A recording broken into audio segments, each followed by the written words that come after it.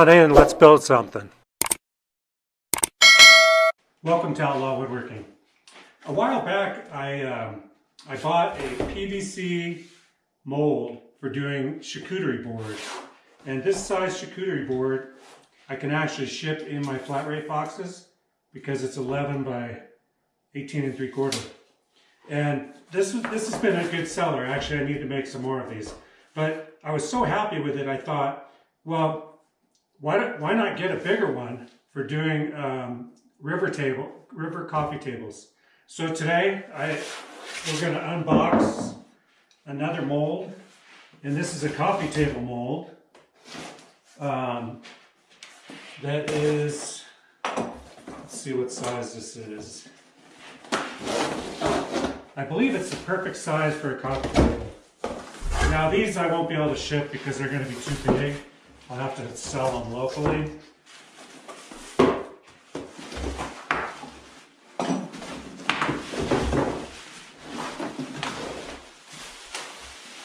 And there it is.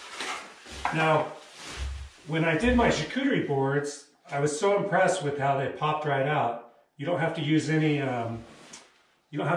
silicone mold release or anything. They'll just pop right out. So today we're gonna go ahead and build a coffee table using this PVC mold. And yeah, I'll take you along for the ride. Let's get started. I'm gonna go ahead and put a timer on this project, and this is 20 times speed. And we're gonna see how much labor it takes to make a $10,000 coffee table. Now right here I'm using spalted maple. And this is a slab that's been dried out for a little while. And I'm hoping to be able to get a couple coffee tables out of this chunk.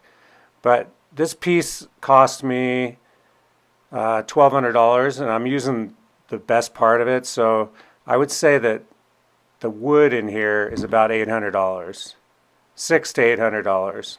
Now right here, I get it kind of shaped the way I want and figure out how to lay this in there where it's going to look the best.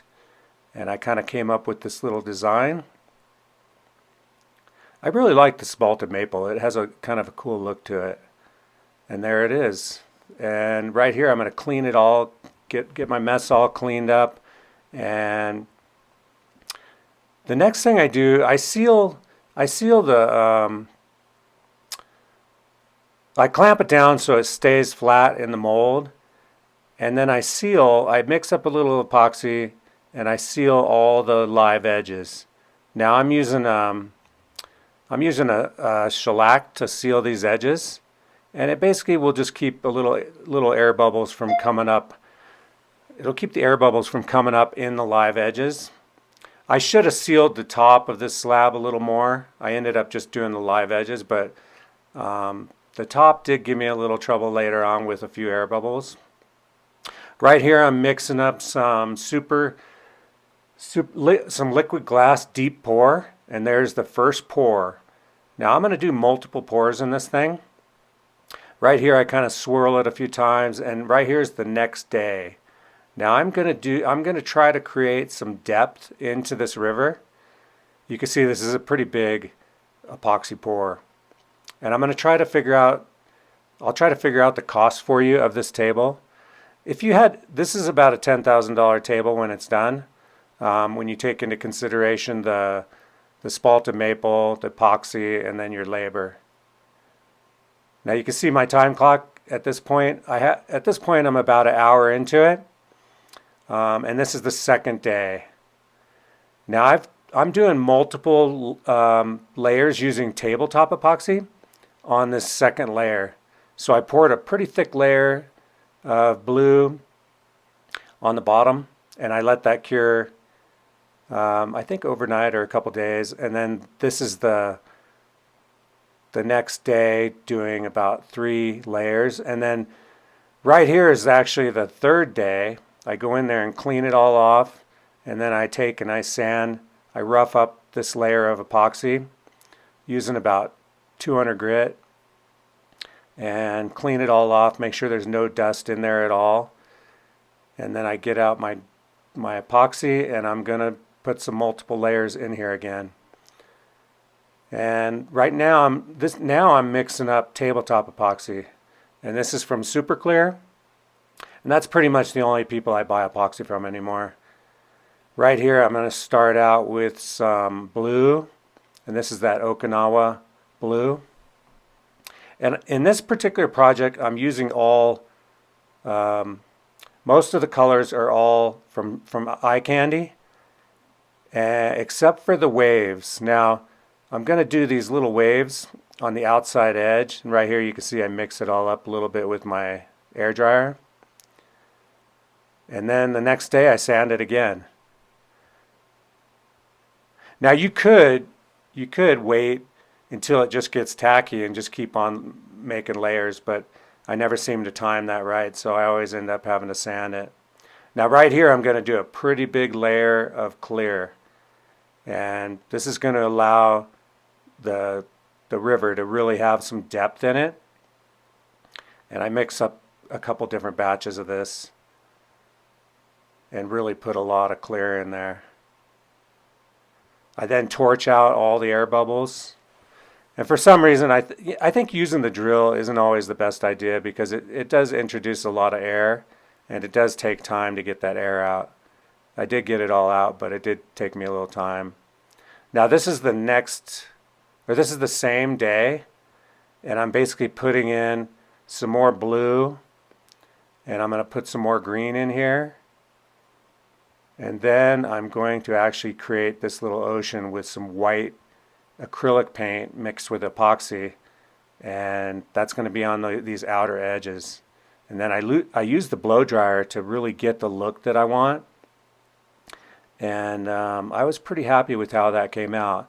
Now this is the next day, and I basically sand this whole layer down, clean it all up really good, and I'm going to be putting some clear on the top of that. And from here on out I'm just using clear, and I'm going to start off.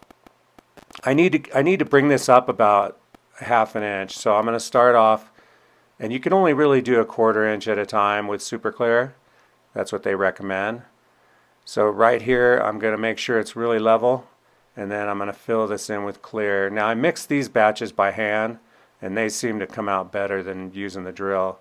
I think when I use a drill, it's just I'm pulling the trigger too much and it goes too fast or something. So right here I put in a layer of clear, torch out all the air bubbles, and right here I'm going to pop it out of the mold. And it did take a little effort to pop it out, but it did pop right out. I had to slam it a couple times, but there it is. Now the next step is a messy one. Now what I'm going to do here is I'm going to clamp this thing down on my AVID CNC machine, and I'm going to surface the whole top of it.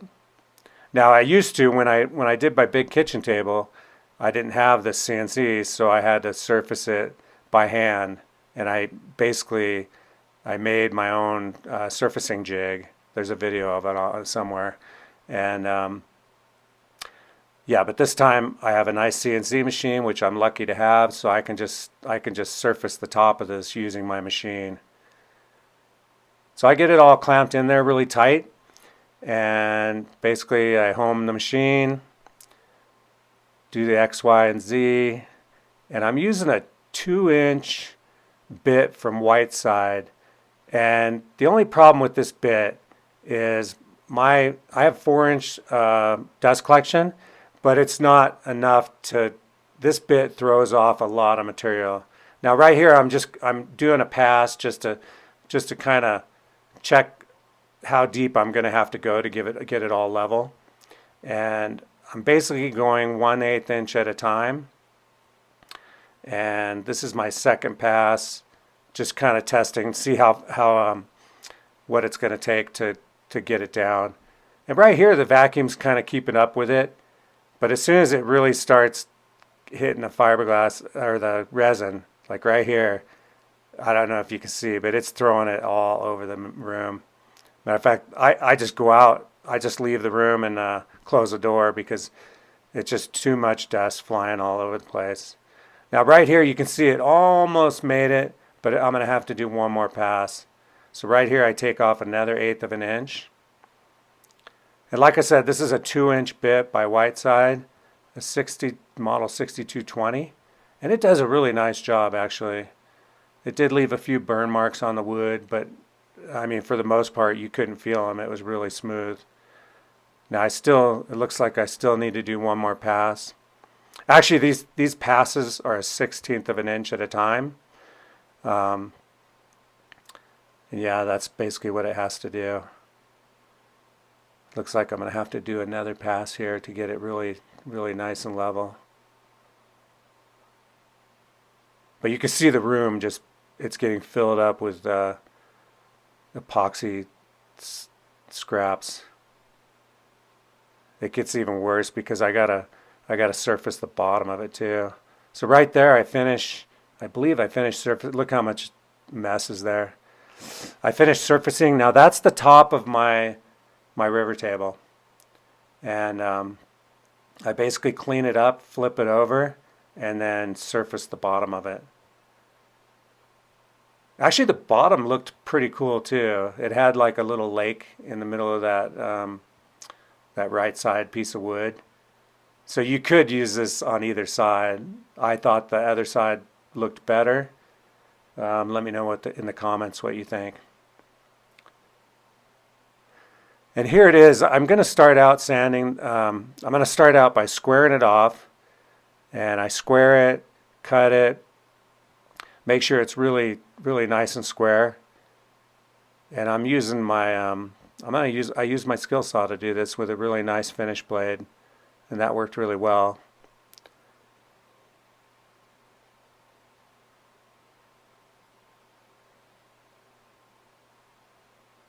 And here I square off the last side, and now I got it all nice and square, and I'm going to router all the edges.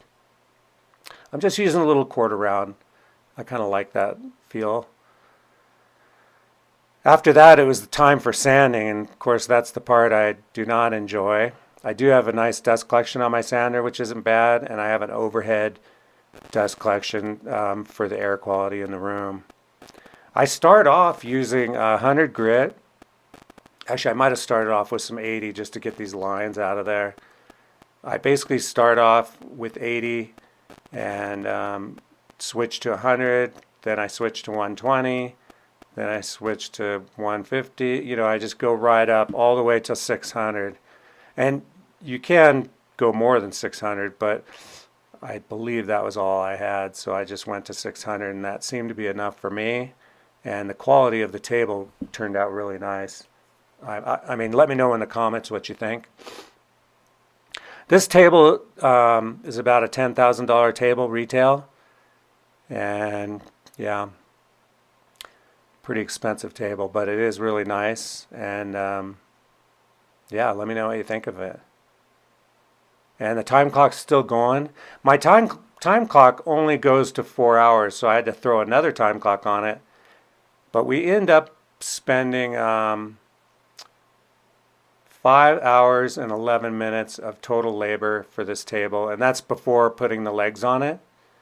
That's just to finish this tabletop itself. And even with the 5 hours and 11 minutes, see here the time clock's just started over right there. But the total time ended up 5 hours and 11 minutes, and I still needed to sand the. One thing I didn't show was I needed to sand the bottoms, the bottom and the sides a little bit, and do a little bit of epoxy touch up and seal the bottom, and then also mount the legs on it. So you probably have another hour added onto that. So I would say approximately 6 to 7 hours to do a table like this from start to finish. Let me know what your opinion is of that time frame in the comments. Now I could have, if I had a bigger sander like one of those big drum sanders that you could just run this through, but I don't, so this is the way I have to do it. I am thinking about getting a bigger 8-inch sander though, with a little better dust collection on it in the future. I have seen some pretty nice ones made by Festool, and but that's going to have to be down the road. Anyway, right here this is just the bottom of it. So I go all the way up to 600 on the bottom, And the bottom actually looked pretty cool. Even just the blue color was cool. So actually my idea for the legs was to actually make this table reversible, where I just put the double-sided tape on top of these legs and set the table right on top of them, so that if you did want to flip it over at some point, you could. I haven't decided if that's how I'm going to do it or not. A lot of times that's up to the customer, you know. So I finished sanding the bottom, and then I go ahead and sand all the sides, and then I flip it over. I did think the bottom came out really nice though. I consider that the bottom because on the top I did a little more detail as far as the river and kind of the waves, the whitewash. Right here I get it set up. Now at this point I've got the bottom and the top fully sanded. Now right here I take and I clean off any dust on this thing. I wanted to make sure this thing was dust free. Now at this point, you could, if you didn't want to use tabletop epoxy, you could use Osmo oil, which I have thought about doing that on my next one. But right here I decided I'm going to do a full tabletop epoxy on this thing. And right here I'm using super clear, just mixing it by hand, scraping the sides, and that was not near enough. I should have mixed a lot bigger batch right off the bat. A lot of times you don't really know how much it's going to take. So right here I mix another 32 ounces. I started off with like 12 ounces, which was a ridiculously small amount. And then right here I used 32 ounces. And I'm using a little plastic trowel with a notch and going around the whole thing.